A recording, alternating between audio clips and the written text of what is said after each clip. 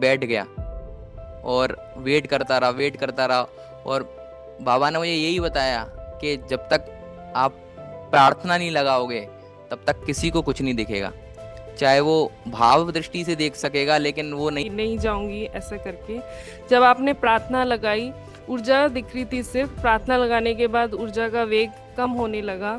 तब पीर साहब की झलक दिखाई दी जिसमें उन्होंने साफा पहन रखा था और जैसे रॉबिन भैया ने बताया उस तरीके के लाल रंग। यह काफी देर से मुझे ना एक जैसे कमरा, बहुत पुराने टाइप का एक कमरा दिख रहा है जिसके अंदर चारपाई मतलब जो होती ना जो महिमा, अगर आप मेरी बात सुनिए ध्यान से, अगर आप इस तत्व को करना सीख जाते हैं या फिर आप जाने लग जाते हैं तो 8 घंटे की ऊर्जा आप सिर्फ ऐसे लग रहा है कि जैसे एक में अस्त्र शस्त्र हैं, एक में बहुत पुरानी पुरानी बुक्स हैं, तो वो दिखाया जा रहा है और जैसे हमें कोई विद्या दी जा रही है कि इसके बारे में और हमें ज्ञान मिल रहा है।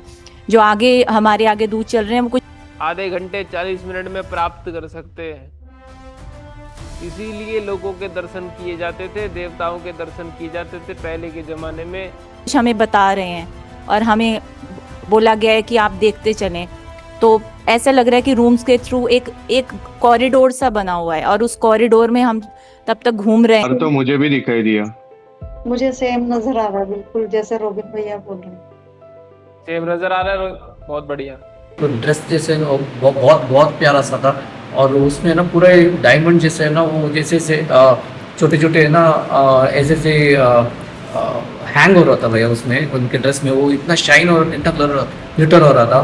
और उनके फेस में ना पूरा दाढ़ी वैसे एक फेस में एक अलग सी एक तेज आ रहा था। और वो देख के ना हम लोगों के ना आंखों में ना जैसे आंसू जैसे ना हमें फील हो रहा था भैया, सोचो शरीर में ये ना।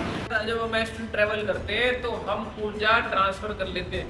जितना दूर जाते हैं उतना ज्यादा समय हमारा पास। तो गुणगान कर रहे थे तो वैसे हम सब पे ऊर्जा गिरने लगी और जैसे ऊर्जा गिरने लगी तो मुझे जो महसूस हुआ, एकदम स्टिलनेस महसूस हुई, एकदम स्टिल होने लगे।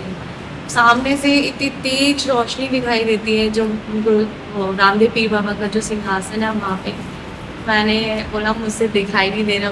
आप अलग अलग लैब ले सकते हैं, एक्सचेंज ऑफ एनर्जी कर सकते हैं, एक्सचेंज ऑफ आइडियाज कर सकते हैं, थॉट प्रोसेस कर सकते हैं। जबरदस्त। तो एस्ट्रल ट्रैवल किया ही इसीलिए जाता था कि तुम वहां जाकर सो आओ। कैसे? 40 मिनट, वहां के 40 मिनट यहाँ के 8 घंटे के बराबर होते हैं। इसको बोलते हैं टाइम ट्रैवल। और ये इस टाइम ट्रैवल की विधि को संत महात्मा इस्तेमाल करते थे। तो लोग क्या कहते थे, भैया इन्होंने तो 40 मिनट ध्यान में गए, 8 घंटे की शक्ति मिल गई इनके पास।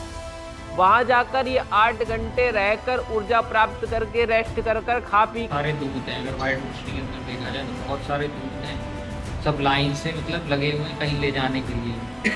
और सबके सूक्ष्म शरीर कनेक्ट किए जा रहे हैं।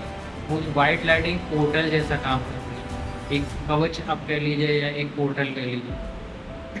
तो वहाँ पे जाने के लिए एक इल्यूजन क्रिएट किया जा रहा है। जब एस्ट्रल साइंस के अंदर जब हम एस्ट्रल ट्रैवल करते हैं तो हम ऊर्जा ट्रांसफर कर लेते हैं। जितना दूर जाते हैं उतना ज्यादा समय हमारा पास होता है, पास ऑन होता है।